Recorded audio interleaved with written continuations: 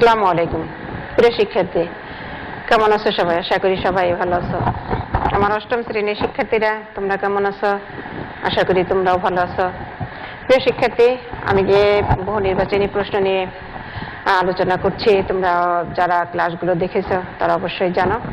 প্রথম অধ্যায় শেষ হয়েছে, দ্বিতীয় অধ্যায় শেষ হয়েছে, তৃতীয় এবং চতুর্থ অধ্যায়ও শেষ হয়েছে। প্রিয় শিক্ষার্থী, আজ আমি পঞ্চম এবং ষষ্ঠ অধ্যায়ে এমসিকিউ প্রশ্ন নিয়ে আলোচনা করব। প্রিয় শিক্ষার্থী, আশা করি সবাই আমার সাথে পাঠে অংশগ্রহণ করবে।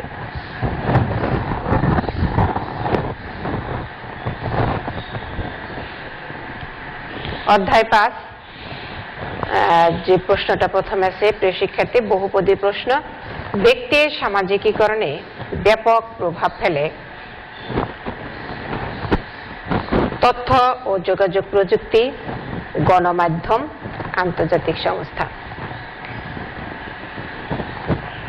প্রিয় শিক্ষার্থী, তোমরা প্রশ্নটা পড়ে উত্তর করো তো দেখি, বলতে পারো কিনা।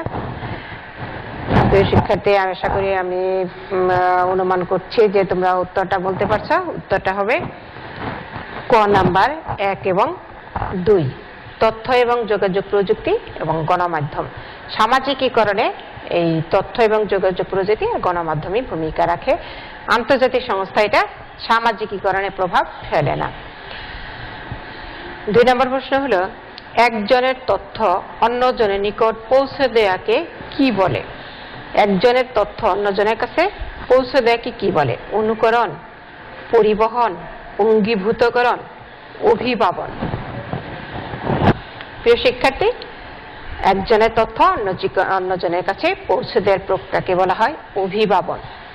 প্রিয় শিক্ষার্থী, এই প্রশ্নটা অভিবাবন কাকে বলে, এটা সৃজনশীল প্রশ্নের ক নম্বরেও কিন্তু থাকে, যে অভিবাবন বলতে কি বোঝায়, যে একজনের তথ্য অন্যজনের নিকট পৌঁছে দেওয়াকেই অভিবাবন বলে। 3 নম্বর প্রশ্ন হলো, সবচেয়ে শক্তিশালী এবং জনপ্রিয় গণমাধ্যম কোনটি? প্রিয় শিক্ষার্থী, এটার উত্তর হলো টেলিভিশন। সবচেয়ে জনপ্রিয় এবং শক্তিশালী গণমাধ্যম হলো টেলিভিশন। 4 নম্বর প্রশ্নটা, প্রিয় শিক্ষার্থী, বহুপদী প্রশ্ন। ফেসবুক এবং টুইটারের মাধ্যমে বন্ধুত্ব সৃষ্টি হয়, তথ্য আদান প্রদান করা যায়, অর্থের লেনদেন হয়।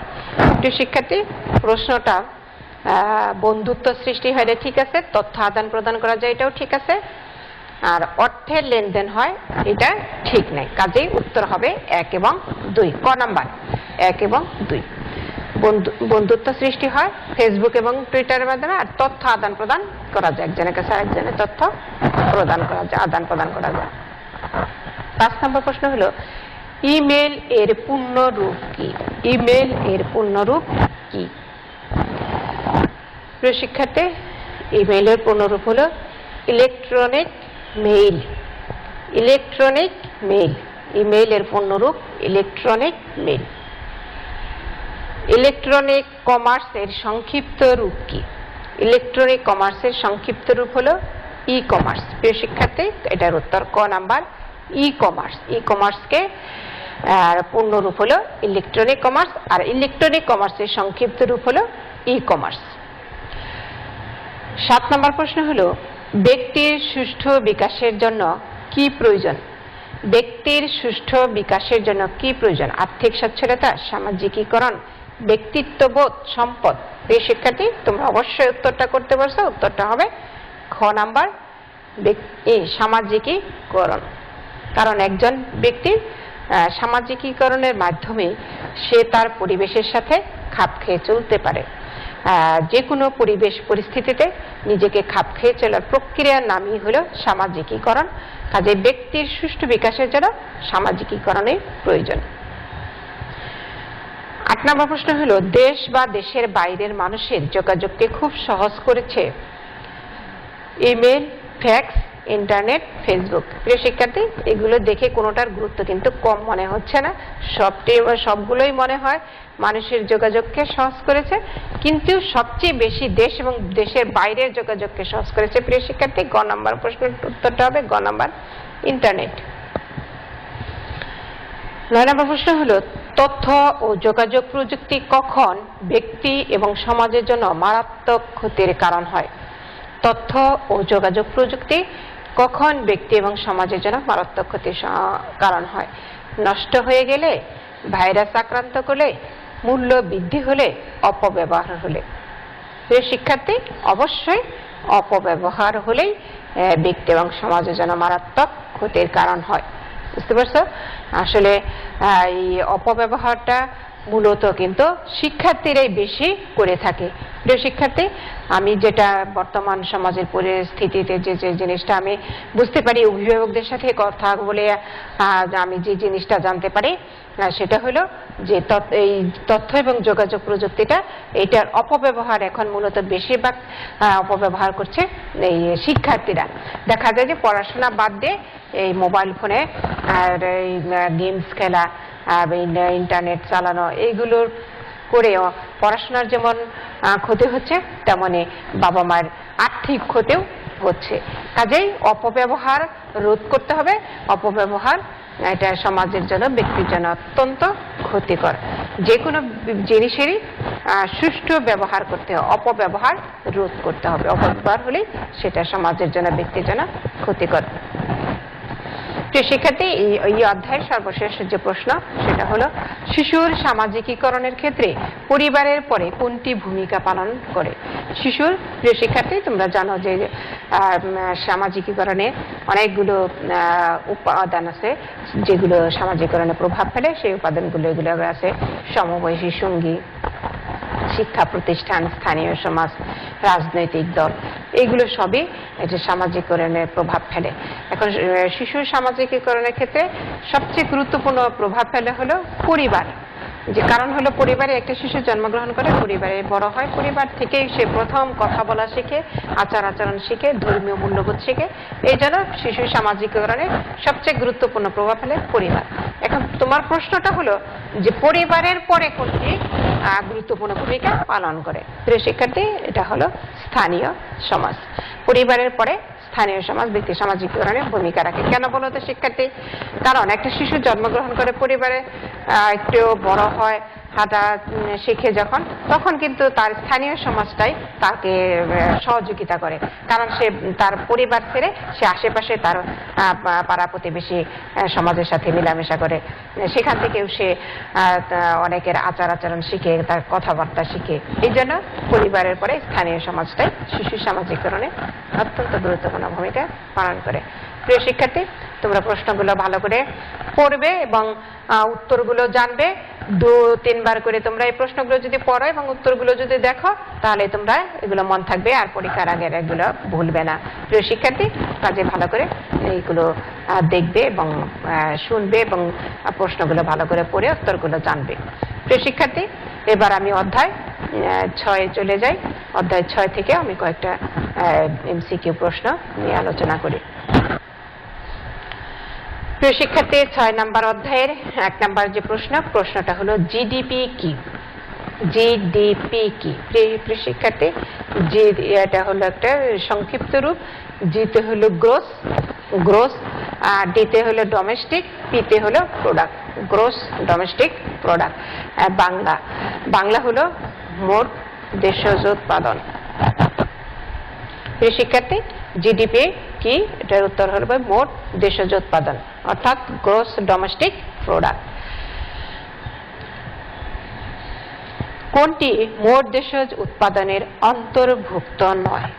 প্রিয় শিক্ষার্থী, মোট দেশজ উৎপাদনের অন্তর্ভুক্ত নয় কোন বিষয়টা? শিল্প খাত, পরিবহন খাত, রেমিটেন্স খাত, সেবা খাত। প্রিয় শিক্ষার্থী, উত্তরটা হবে রেমিটেন্স খাত, গ নাম্বার। প্রিয় শিক্ষার্থী, অর্থাৎ রেমিটেন্স কি সেটা প্রিয় শিক্ষার্থী তোমরা সবাই জানো। রেমিটেন্স হলো যে আমাদের দেশের নাগরিক যারা পৃথিবীর বিভিন্ন দেশে কর্মরত আছে এবং সে দেশে কাজ করে উপার্জিত অর্থ যেটা বৈধ উপায়ে আমাদের দেশে পাঠাচ্ছে, সেই টাকাটাকে বলা হয় রেমিটেন্স। এখন রেমিটেন্স আমাদের দেশের অর্থনীতিতে কিন্তু গুরুত্বপূর্ণ ভূমিকা পালন করে, কিন্তু দেশজ উৎপাদন হিসাব করা হয় একটা দেশের উৎপাদিত বিভিন্ন দ্রব্য সামগ্রীটাকে হিসাব করা হয়। এখানে বিদেশ থেকে যে রেমিটেন্সটা আসে এটা এখানে অন্তর্ভুক্ত নয়। এই জন্য উত্তরটা হবে যে কোনটি মোট দেশজ উৎপাদন অন্তর্ভুক্ত নয়, উত্তরটা হবে গ নাম্বার রেমিটেন্স খাত। শিক্ষার্থী 3 নম্বর যে প্রশ্নটা আছে সেটা হলো বিদ্যুৎ, গ্যাস, পানি সরবরাহ কোন খাতের অন্তর্ভুক্ত? বিদ্যুৎ, গ্যাস, পানি সরবরাহ কোন খাতের অন্তর্ভুক্ত? কৃষি ও বনজ, স্বাস্থ্য ও সেবা, শিল্প, বাণিজ্য। প্রিয় শিক্ষার্থী এগুলো দেখেই বোঝা যাচ্ছে যে বিদ্যুৎ, গ্যাস এগুলো আমাদের শিল্পের অন্তর্ভুক্ত, এগুলো শিল্প খাত। প্রিয় শিক্ষার্থী এগুলো হলো শিল্প খাত আমাদের দেশের। 4 নম্বর প্রশ্ন হলো বাংলাদেশে প্রত্যাশিত আয়ুষ্কাল কত? প্রত্যাশিত আয়ুষ্কাল বলতে কি বোঝায় শিক্ষার্থী? অর্থাৎ আমাদের দেশে মানুষের গড় আয়ু কত বছর? প্রিয় শিক্ষার্থী উত্তরটা হলো 70.1 বছর। প্রিয় শিক্ষার্থী 71.6 বছর। গ নাম্বার লাস্ট, এটা ঘ নাম্বার উত্তর। প্রিয় শিক্ষার্থী বাংলাদেশের প্রত্যাশিত আয়ুষ্কাল হলো 71.6 বছর। অর্থাৎ আমাদের বাংলাদেশের মানুষের গড় আয়ু অনেকটাই বৃদ্ধি পেয়েছে। কিছুদিন বলতে বেশ কয়েক বছর আগেও আমাদের গড় আয়ু ছিল 60 বছর, এখন বৃদ্ধি পেয়ে 71.6 বছর হয়েছে। 5 নম্বর প্রশ্ন হলো জনশক্তিকে জনসম্পদে পরিণত করার ক্ষেত্রে সাফল্য দেখিয়েছে কোন দেশ? জনশক্তিকে জনসম্পদে পরিণত করার ক্ষেত্রে সাফল্য দেখিয়েছে কোন দেশ? 5 নম্বর প্রশ্নের উত্তর হবে ভারত এবং শ্রীলঙ্কা।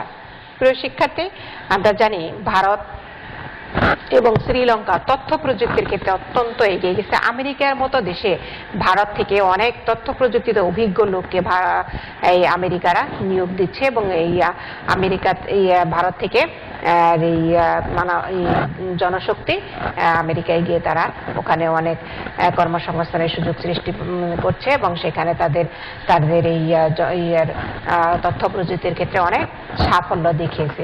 কাজেই জনশক্তিকে জনসম্পদে পরিণত করার ক্ষেত্রে সাফল্য দেখিয়েছে কোন দেশ? ভারত এবং শ্রীলঙ্কা। 6 নম্বর প্রশ্ন মানব উন্নয়ন সূচকে 2013 সালে বাংলাদেশের অবস্থান কততম? প্রিয় শিক্ষার্থী মানব উন্নয়ন সূচকে 13 সালে বাংলাদেশের অবস্থান ছিল 142তম। প্রিয় শিক্ষার্থী 13 সালে 142তম অবস্থানে ছিল মানব সম্পদ উন্নয়ন সূচকে। বাংলাদেশের জাতীয় আয়ের উৎস হলো শারীরিক শ্রম, ব্যাংক বিমা, শিল্প। শারীরিক শ্রম, ব্যাংক বিমা, শিল্প জাতীয় আয়ের উৎস। শারীরিক শ্রম দিয়ে কোনো জাতের উৎস হচ্ছে না, এটা আছে না। এখানে উত্তর হবে ব্যাংক বিমা এবং শিল্প, অর্থাৎ 2 এবং 3। প্রিয় শিক্ষার্থী গ নাম্বার 2 এবং 3। 8 নম্বর প্রশ্ন হলো প্রিয় শিক্ষার্থী 8 নম্বর প্রশ্ন হলো জাতীয় শিক্ষানীতি প্রণীত হয় কত সালে? জাতীয় শিক্ষানীতি প্রণীত হয় কত সালে? 2010 সালে। খ নাম্বার 2010 সালে জাতীয় শিক্ষানীতি প্রণীত হয়। 9 নম্বর প্রশ্ন হলো 2009 সালে বাংলাদেশে সাক্ষরতার হার কত ছিল? 2009 সালে বাংলাদেশে সাক্ষরতার হার কত ছিল? শিক্ষার্থী 54.8%। ঘ নাম্বার উত্তর। সর্বশেষ ঘ নাম্বার উত্তরটা হবে 54.8%। 2009 সালের তথ্য অনুযায়ী সাক্ষরতার হার এটা ছিল। প্রিয় শিক্ষার্থী সর্বশেষ যে প্রশ্নটা 10 নম্বর আমাদের দেশে রেমিটেন্সের ফলে উন্নয়ন ঘটে কোন কোন ক্ষেত্রে? আমাদের দেশে রেমিটেন্সের ফলে উন্নয়ন ঘটে কোন ক্ষেত্রে? অর্থাৎ আমাদের দেশে বিদেশ থেকে যে রেমিটেন্সটা আসছে সেটা দেশের অর্থনৈতিক ও কোন ক্ষেত্রে এটা গুরুত্বপূর্ণ ভূমিকা পালন করছে? সাংস্কৃতিক ক্ষেত্রে, রাজনৈতিক ক্ষেত্রে, সামাজিক ক্ষেত্রে না অর্থনৈতিক ক্ষেত্রে? প্রিয় শিক্ষার্থী অবশ্যই এটা রেমিটেন্স যেহেতু একটা অর্থ, কাজে আমাদের অর্থনৈতিক ক্ষেত্রে এটাকে অত্যন্ত গুরুত্বপূর্ণ ভূমিকা পালন করছে। প্রিয় শিক্ষার্থী আমি 2টা অধ্যায় থেকে 5 এবং 6 নাম্বার 2টা অধ্যায় থেকে প্রিয় শিক্ষার্থী, দুটো অধ্যায় থেকে 5 এবং 6 নাম্বার দুটো অধ্যায় থেকে 10টা করে 20টা এমসিকিউ প্রশ্ন নিয়ে আলোচনা করলাম। প্রিয় শিক্ষার্থী, আশা করি প্রশ্নগুলো ভালো বুঝতে পেরেছো। এইগুলো যে শুধু পরীক্ষায় থাকবে এরকম না, এইগুলো হলো একটা নমুনা প্রশ্ন, এইটা একটা ধরন শেখানো হলো প্রশ্নগুলো দেখে। তোমরা যদি বইটা ভালো করে প্রতিটা লাইন সুন্দর করে পড়ো তাহলে যে কোনো এমসিকিউ প্রশ্ন আসলে তোমরা উত্তর করতে পারবে। প্রিয় শিক্ষার্থী, সবাই ভালো থাকো, সুস্থ থাকো, সুন্দর থাকো। আল্লাহ।